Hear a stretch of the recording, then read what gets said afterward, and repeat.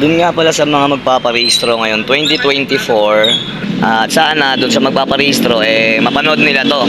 Ako si Yani, dating kusinero, na ngayon naging isang full-time dog breeder. Hilig ko ang magluto, ganoon din ang pag-aalaga ng mga aso. Pero ang isa sa mga nagpapasaya sa akin, ang magmotor at pumunta sa magagandang lugar. Kaya tara, samahan niyo ako. Nakita na naman tayo mundo mga chong. Woo! Ganda lang kalsada. Kasi policy talaga nila ngayon yan. So yung isang kasabay ko kanina, hindi siya tinanggap. So pinapunta muna siya dun sa para makuha ng certificate niya. So yun lang mga chong, sana maging klaro sa inyo to. At sana dun sa magpaparehistro mapanood nila to. So ano tayo ngayon, July. So yung mga batch dyan ng August pataas ng December. So alam nyo na. Sana nakatulong. Aga natin gumising ngayon, alas 5, no? Dahil ngayong araw na to, paparehistro tayo ng motor. So, tara, punta tayo ng LTO.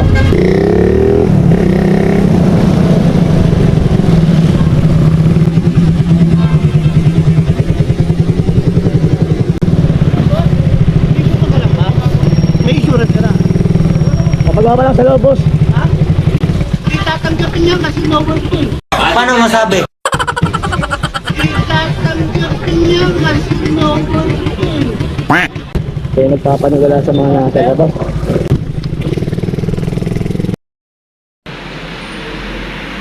Yun, nga pala guys.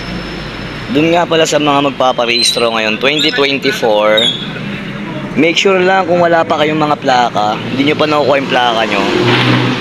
Mas mainam tingnan nyo dun sa registration nyo, dun sa certificate of registration, tsaka dun sa OR nyo, sa original receipt, kung saan nyo nabili yung motor, then dun kayo mag-inquire. Kasi mangangailangan kayo ng certificate dun sa mismong binilihan nyo para maparehistro nyo yung motor nyo. Kasi may bago silang policy ngayon na kapag wala kayong plaka, hinahanapan ng certificate. So mas mainam bago kayo magpunta dito sa City Hall, sa emission test at LTO para magparehistro, kumuha muna kayo ng certificate kung saan man nabili yung motor nyo o yung unit nyo.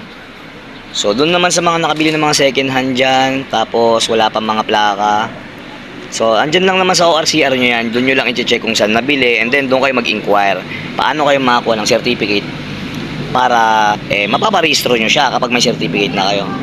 So yun lang naman mga chong, no? Kasi andito ako ngayon sa emission test. So magpaparehistro tayo ngayon dito sa main nga pala ako magpaparehistro, Quezon City Main Diliman. So dito yan sa papuntang East Ave. So yun lang mga chong, yun lang yung unang tip natin, no? Mamaya na siguro yung ibang tip pag naalala ko yung iba. Pero yun nga, pag wala pa kayong plaka, hingi muna kayo ng certificate para bago kayo pumunta rito, wala nang hassle. So buti na lang si King Yani, nakuha ko na yung plaka last year, kaya dire-diretso tayo ngayon. So after neto, diretso na tayo sa main. Let's G. May isa pa pala akong tip, kung gusto nyo makatipid tsaka mapabilis, meron kasing nagsabi sa akin dito habang nagpaparehistro ko na kumuha na lang sa Cebuana ng insurance. So mas mabilis kang makakuha, mas mura pa. So yun na lang gawin nyo, kasi kung nalaman ko na mas maaga yun, ganun ang ginawa ko. Yun nga pala, no, para mas lalong klaro, no, para lang to dun sa mga wala pang plaka, ha. Pag wala pang plaka yung mga motor nyo, tingnan nyo yung ORCR nyo kung saan nabili yung unit. Then dun kayo mag-inquire, kung may number kayo doon, tawagan nyo muna.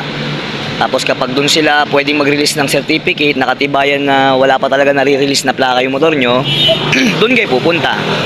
After nun, diretso na kayo sa emission test, kasi policy talaga nila ngayon yan. So yung isang kasabay ko kanina, hindi siya tinanggap. So pinapunta muna siya dun sa para makuha ng certificate niya. So yun lang mga chong, sana maging klaro sa inyo to. At sana dun sa magpaparehistro mapanood nila to. So ano tayo ngayon, July. So yung mga batch dyan ng August pataas ng December. So alam nyo na. Sana nakatulong.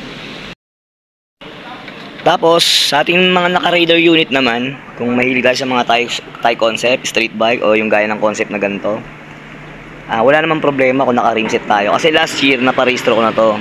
Pero sana make sure yung gulong nyo sa harap at likod, kunyari doon 60-80, pasok yan. Tapos ang likod nyo 70. So kung naka-rimset kayo, pasok yung size ng gulong na to. Pero kung mas mababa rito, low profile na yung gulong nyo, hindi ko sure, pero baka hindi na matanggap. So yun lang. Tapos eto nga pala, kadalasan sa ating mga Raider unit, tapos naka rear set na apakan, lagyan yung ilaw, madali lang naman mag DIY. Ito, ganyan lang, pansamantala. Bibili lang kayo ng ganito sa mga shop, yan. May spring ng libre yan, so ikakawit nyo lang naman yan dyan. So pag inapakan nyo to, iilaw na yan. Yun lang naman yung wire nyan, dalawa lang, sasaksak mo lang dito yan, dyan. So yun, para magkaroon kayo ng ilaw sa likod, syempre, kasi hindi rin ma-re-race yung motor nyo pag kulang sa ilaw. Signal light, tail light, headlight, high and low, tsaka busina. So yun lang.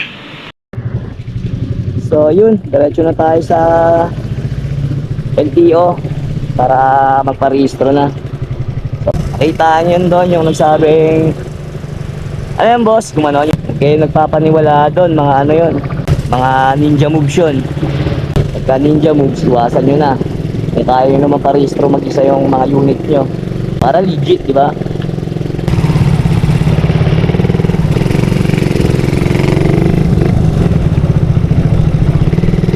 Parehistro lang boss, parehistro lang ho. May insurance ka Meron na po, kompleto na. So early bird tayo, andito na tayo. Kaya tayo ng ano, nag-aano sa atin. Parehistro po. Yung signal light mo. Signal light. Kabila. Busina. Hawak sa preno. Sa foot brake.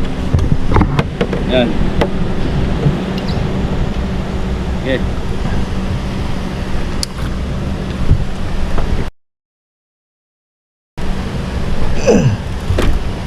Ano na yung papel mo?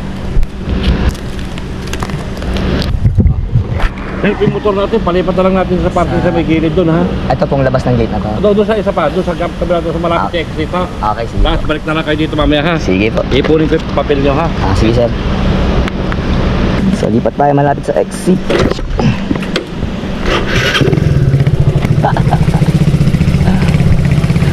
Alright, let's go.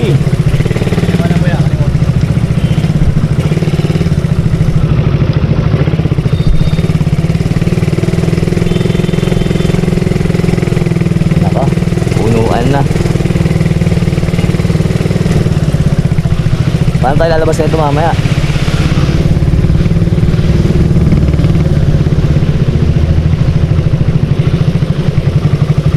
Ako, putsang inang pangit lang pa.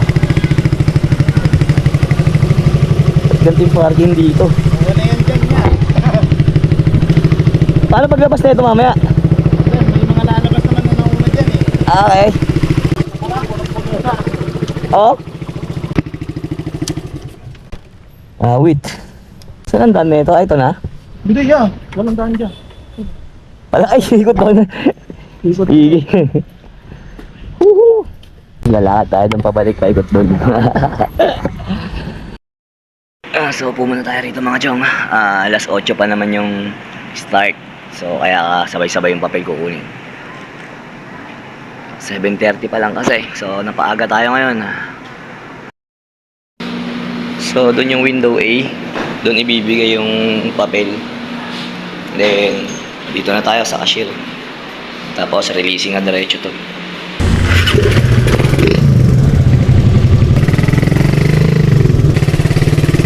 Yun.